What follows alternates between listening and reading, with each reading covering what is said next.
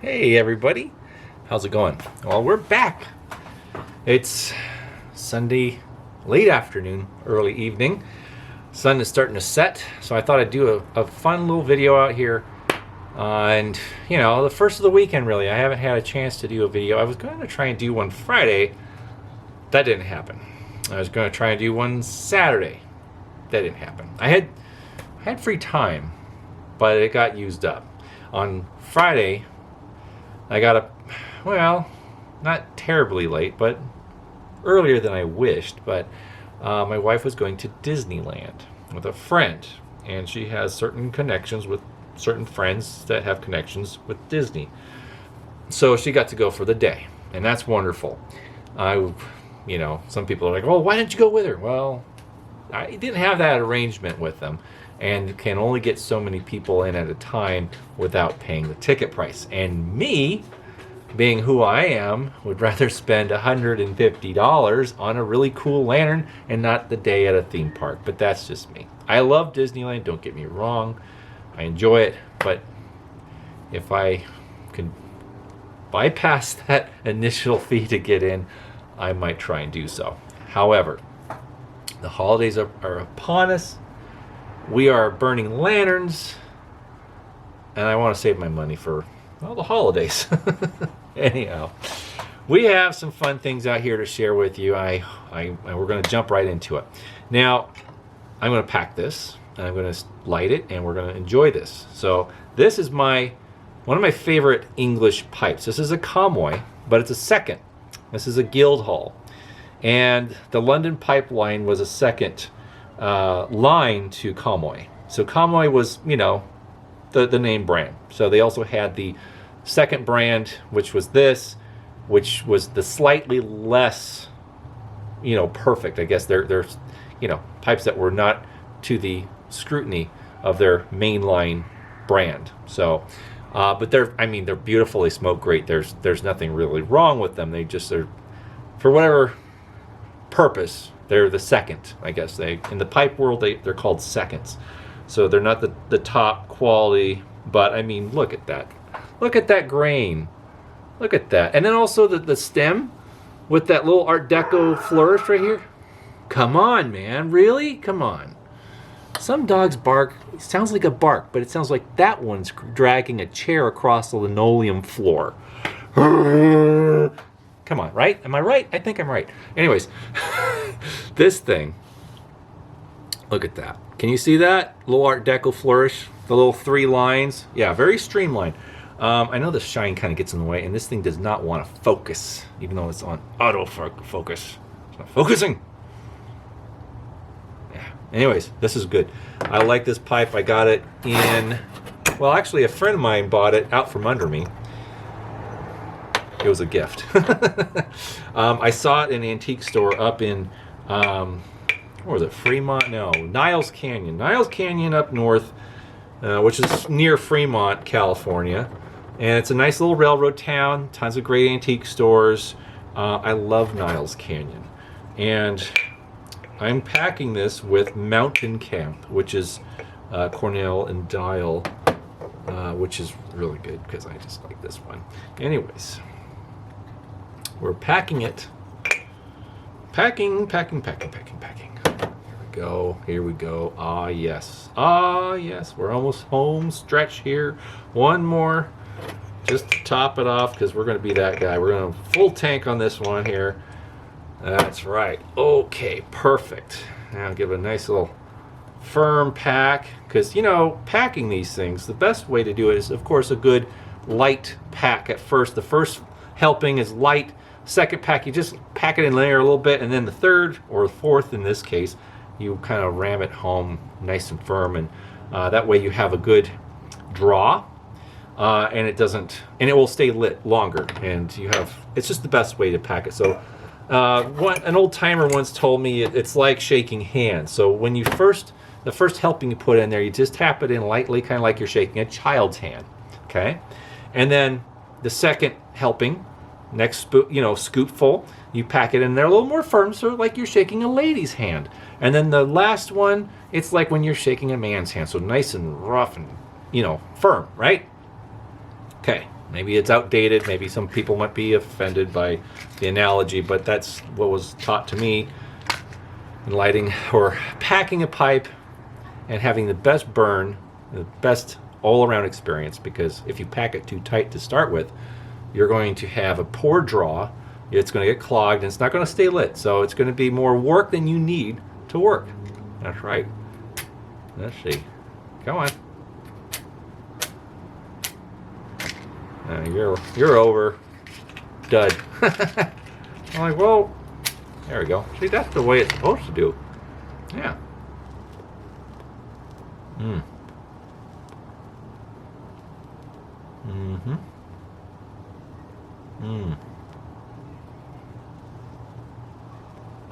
I like that. I like that a lot. Sometimes the tastiest moment of enjoying a pipe is the light. So you get a little bit of the taste of the wood and the match, okay? And then you're going through the tobacco and you're getting that mountain camp, you know, a lot of Kia, kind of woodsy campfire flavor. And it's just, man, it's a burst of flavor. I really like it. And for what it's worth, this pipe, I only smoke Englishes in. And it is, of course, an English-made pipe. But this definitely is specifically an English tobacco pipe. I've not smoked anything else in it.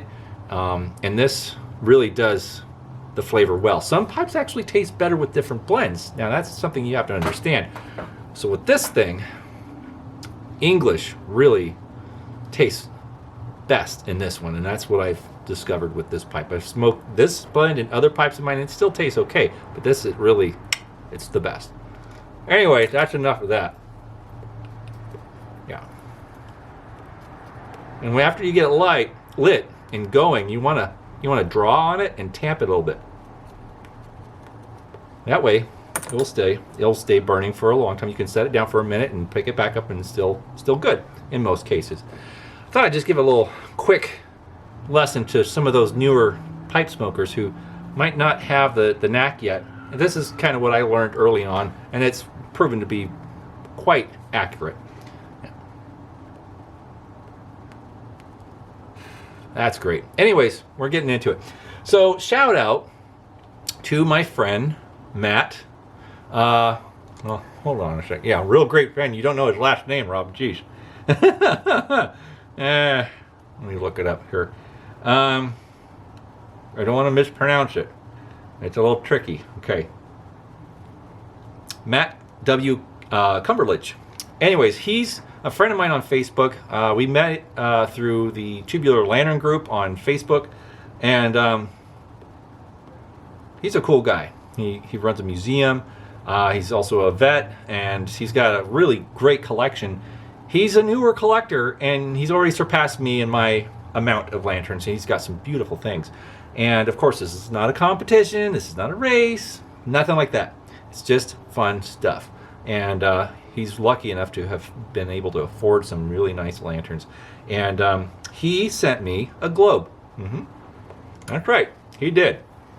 And far be it for me to be the kind of guy that doesn't send a shout out to someone who sends me something. And this is a beautiful globe. It's a universal. So this would be the proper globe to have in this WPA Embury 210. Yeah. That's right. So there you go. Thanks, Matt. I sure appreciate it. It's a really cool globe, and it looks really nice in this WPA Embury 210. And the lantern dates to about 1935, 36, right around there. It's a really special piece. I love that one.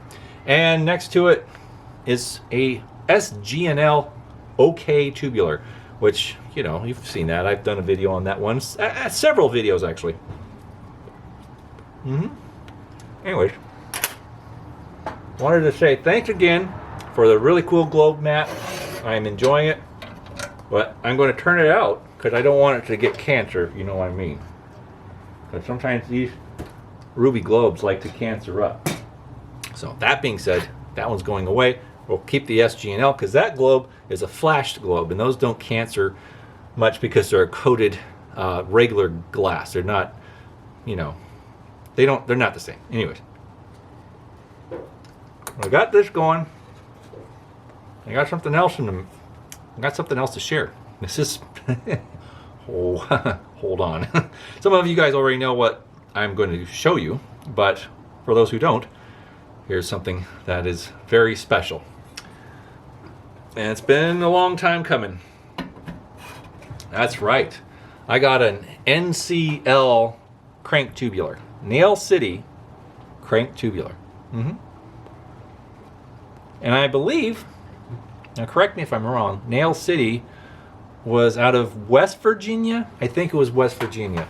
But I'm not too knowledgeable on the Nail City company, or exactly when this lantern was made, when it's from. My understanding is about maybe mid to late 1890s, somewhere around there. Yeah. It's a cool lantern. It might be earlier than that, but you know, for those who know Nail City stuff, definitely leave a comment. Let me know what you know about Nail City. But anyways, that's a really cool lantern. And you might not see it in the picture or on the camera, but the globe has a nice, well, maybe see my face through it. It's kind of purpley. It's a nice amethyst tint to that globe, and it's just a really cool lantern. How you doing? How's it going? All right. Awesome. But yeah, this thing has really nice patina. It's really clean. I mean, look at this thing. It's in really nice shape, right? And these things are really fun, like the details. Okay. You know, Dietz and most of the other regular lantern companies that we know of have very simplistic little retaining wires that hold the globe in place underneath the chimney. Well, look at this. They're crossed. Is that neat? I think that's neat. I think that's a fun detail. And of course, I mean, let's not overlook the obvious. Accordion, cornered, but they meet and go down. You have two tubes that conjoin.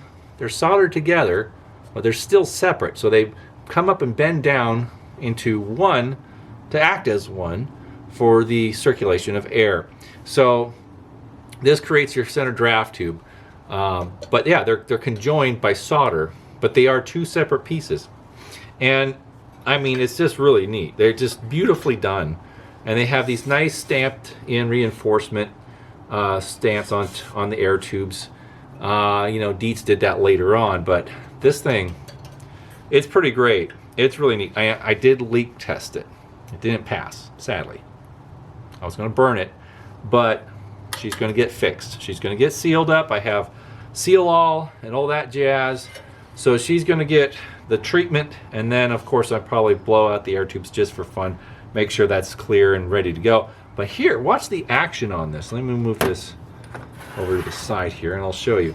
So how you lift this thing. Well, you have the lift lever here. It doesn't go forward, it comes back. So you just kind of pop it around the side of the air tube, and there you go. See? It swings way out. It swings way out from the burner, so you can trim the wick easier, can light it easier, and it's way up out of the way. It's almost kind of like a Paul's. Yeah, like a Paul's No.0 or Regal. Regal or the well, Paul's made the Regal for that brand, anyways. But like the Paul's No.0 or Paul's Leader hot blasts. But yeah, it's very similar principle where the globe swings up and away. And that's a great piece. It's really neat. The cap is free and easy. This is a really cool design, how this cap is locked into place. There's a little, you see that right there, that little bump? Well, Dietz eventually had something like that, but it was a one direction type of lock. This one just has a little notch, and you know, it can come right out. It can go, I think it can lock in either way, or no? Is it one direction? It is one direction, just like Dietz. Okay, so there you go. But it's a little different design than the Dietz one, but Dietz came out with it later than NCL did. But it's a great design, and it's really cool. It's a really neat lantern. I've wanted one of these for years now, And they're very cranky. Crank tubular, get it? Anyways, it needs a little TLC, just a little bit of WD-40. I'm not going to go crazy on this thing. It has really nice patina as it is, but I'm just going to lubricate it a little bit and clean it off just a touch, and that's it. But the other fun thing is on the top of the fount, on the back, it says NCLCO and S, and I guess that's for companies. Anyways, but it's facing me, so if I'm looking at it from down here, it's correct. But if you look at it from this direction, as most do, it's upside down and backwards. So, see, it's upside down and backwards. But if you're looking at it from another point of view, then it's actually correct. Yeah. But anyways, that's fun. It's interesting to see the differences and how they presented these lanterns and made them. But yeah, these lanterns are not cheap. Not cheap. No. Heaven forbid. No, they're not really affordable. Most of them online tend to go for, well, do I say? I think most of us know they can reach $400 to $600, given how many people are interested in fighting for it. So they can bring in a lot of money. They can. I didn't pay that. I was very fortunate. I bought it from another collector. I did pay some money for it, but not that much. I think I paid about the same as I did for my crystal, which was not a drop in the bucket for most lantern collectors. That's kind of going rate, I guess, for some of these things, but definitely a much better deal than what they are known to grab online. So for that, I'm grateful. I'm very thankful to be able to have this, and that I had the money at the moment to do it.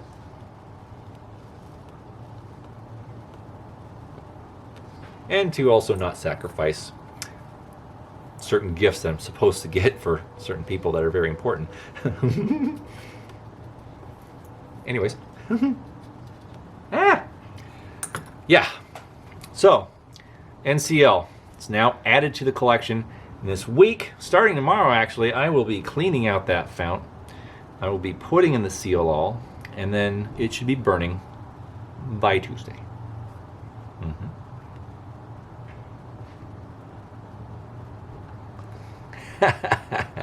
Yeah, it's going to be awesome. I'm really looking forward to this thing. It's definitely going to be a special piece in the collection. I've wanted one of these, and it's so funny because, like, it's silly. Some of you guys saw the post I made with an NCL a while ago as a McDonald's lantern. It's very silly, but through the means of Photoshop and digital manipulation, I made this type of lantern yellow and red, and I even put the golden arches on the globe, digitally. I didn't use a real one, of course. I can't. No, of course not. But I did it, and it was funny because, there was some conversation about McDonald's or something like that, and I said, oh yeah, they even had their own lantern, Silly, I know, but this, I can't help it. These air tubes remind me of the golden arches. Sadly, it does. But I like it. I think it's a really cool, handsome lantern, and everyone that owns one likes them, and that's why they go for a lot of money, because they are popular. But you stay true, you stay patient, and you don't give up, and good things come, because you never know when someone's going to post something for a fair price. Now, I don't know if this collector is a subscriber of mine. He may not be.